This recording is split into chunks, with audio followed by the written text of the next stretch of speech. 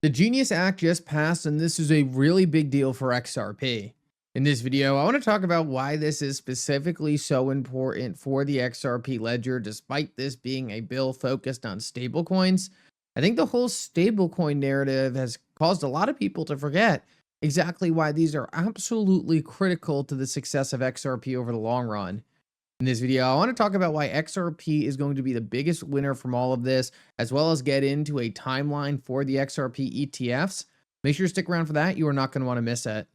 Like always, your support means so much to this channel. Thank you to everyone who takes the time to like these videos and subscribe to the channel. These two simple things really do help me out so much. Also, if you have any good place to buy some XRP, make sure to check out my favorite exchange uphold down in the description of this video. With that said, let's jump right into it, and I hope you guys enjoy the content. So let's start out this video and talk about some of the most noteworthy things from the Genius Act, and this is something that's been in the works for a while, and honestly, I didn't talk much about it because they change these things so often, they make so many last-minute edits. I was like, just pass the bill, and then we'll take a look at this thing. So one of the most interesting things noted in the Genius Act is this note right here.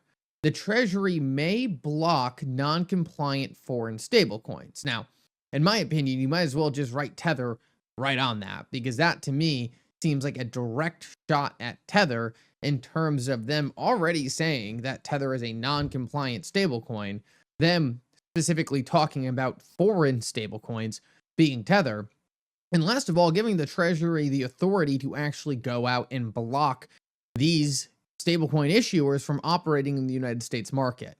Now, in my opinion, that's the most surprising thing I've seen in here. Now, for some people, you're probably saying, hey, why is that surprising? We always knew Tether was going to be shut out. Well, to be honest, it looked like Tether was going to be shut out for a while, and then you had a lot of people very close to Tether getting involved in the Trump administration, and it was like, all right, well, they're now going to work to save Tether. Who knows? But it looks like this looks like an attempt to double down on keeping Tether out of the market.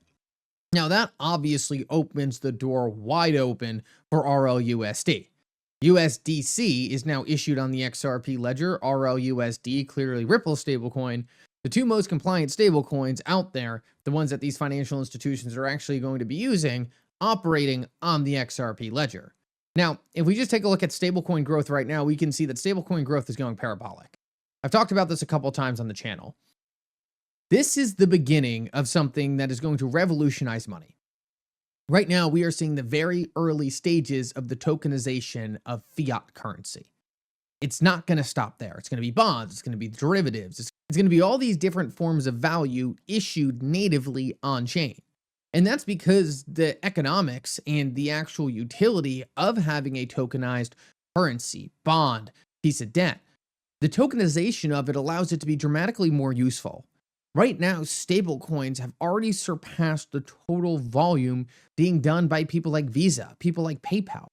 The fact that stablecoins were created in an unregulated market and are already surpassing the volumes associated with these massive legacy companies that have been around for 25 years is nothing short of revolutionary. It's extraordinary.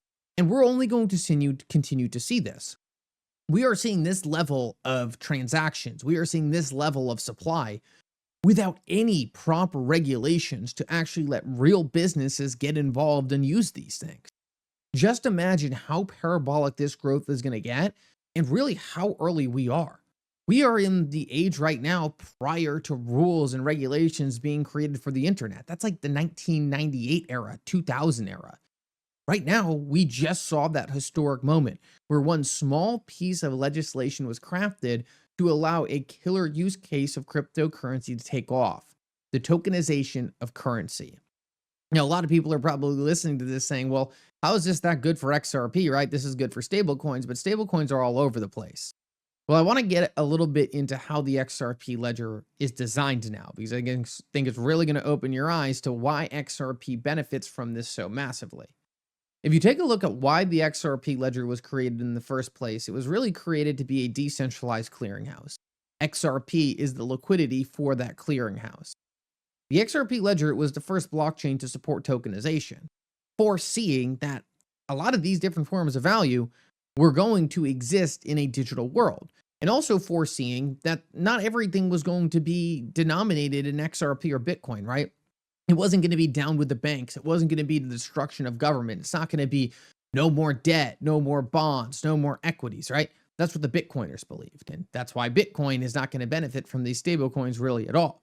But the XRP ledger took a much different approach. It was like, well, all these things are going to continue to exist.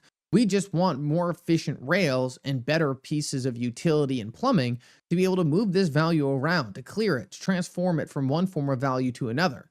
So the XRP ledger was built with tokenization in mind. But the problem you always ran into is, okay, well, now you have all these different forms of tokenized value. You still are in a system where no one trusts each other and there's no liquidity between all these different assets, right? You have to create individual liquidity pairs between everything.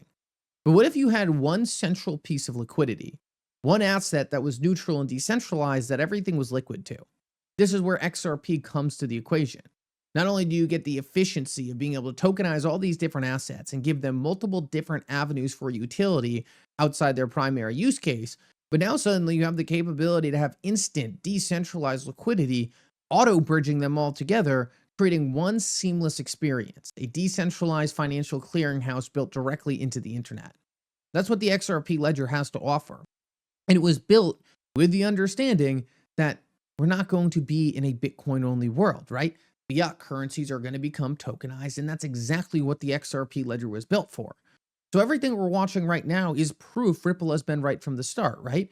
Stablecoins are going to exist. Governments are not going to go away. They're going to regulate this stuff.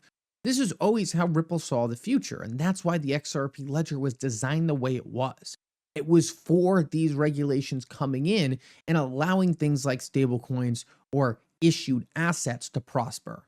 Like I said before, the XRP ledger was created for these issued assets. Now, you're probably also wondering, well, there's a lot of different blockchains out there, right? You have Bitcoin and Ethereum, both ahead of XRP in terms of market cap. I want to share with you something else extremely interesting. Earlier today, we actually had one of the creators of Solana coming out and pointing out something very interesting. And that's the fact that most likely you are not going to need chains to have infinite smart contracts. Solana does have infinite smart contracts, so does Ethereum.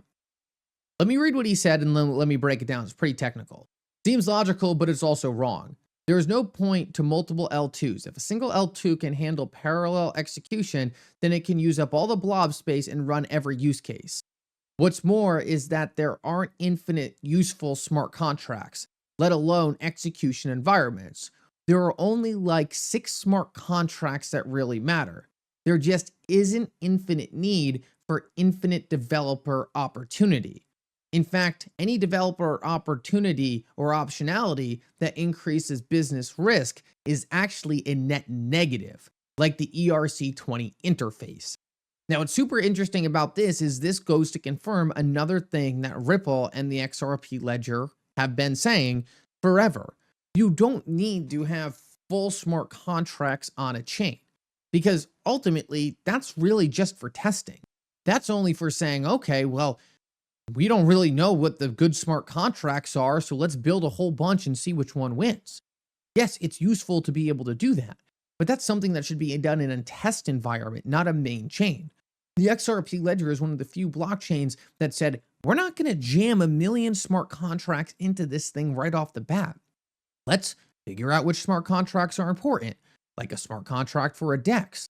Let's figure out which smart contracts go away. Let's figure out which smart contracts need to be implemented, which ones don't. Let's not make it so infinite amount of smart contracts can be implemented on a chain, clogging up everything and killing its utility. Ethereum and Solana have already gone down that path. They've already made the wrong choice. They added infinite amounts of smart contracts to be issued on the chain, clogging everything up, making it so that the chain likely is not ready for a production level environment. Large financial institutions don't want to have the risk of accidentally interacting with a malicious smart contract. It doesn't make any sense for them to take that risk. This is just another thing that the people behind the XRP ledger got right from the very early days that is going to make it one of the primary places financial institutions want to interact with things like these stablecoins. So Bitcoin, top crypto asset, has nothing to do with stablecoins. Ethereum, too slow, too expensive, because it already went down this infinite smart contract route that made the entire chain slow and unusable. Solana fell down the same path. Solana did the same exact thing, infinite smart contracts. Then you have the XRP ledger. And what you can see is there's not a lot of competition to really command and dominate this new era of issued currency on chain. The XRP ledger is positioned perfectly to win the vast majority of this volume, and we haven't even gotten into Ripple's relationships with the large banking institutions that are going to be issuing the vast majority of the value that's going to come on chain. With that said, though, because I went a little longer than I wanted on that, I want to quickly break down the XRP ETF situation. It looks like after a couple delays, we're expecting the SEC's final deadlines on these ETFs to come out in October. Now, I've been saying for a while on this channel, don't get your hopes up for anything happening early summer. It's going to be late summer to the fall. That seems to be exactly what's going on. There's going to be XRP ETFs. Those are going to roll in. But the idea that they were going to happen early summer was always a little bit far-fetched for me. It's going to take them a while to get comfortable with everything. They just got the pricing data. They just got the CME to list the XRP futures to validate the pricing data. And then they pushed that over to the SEC to get some pricing data on the equity exchanges. So everything's in place to get going. The final deadline looks to be essentially at some time early fall to late summer, and it looks like that hasn't really budged as of now. These XRP ETFs are going to get over the finish line.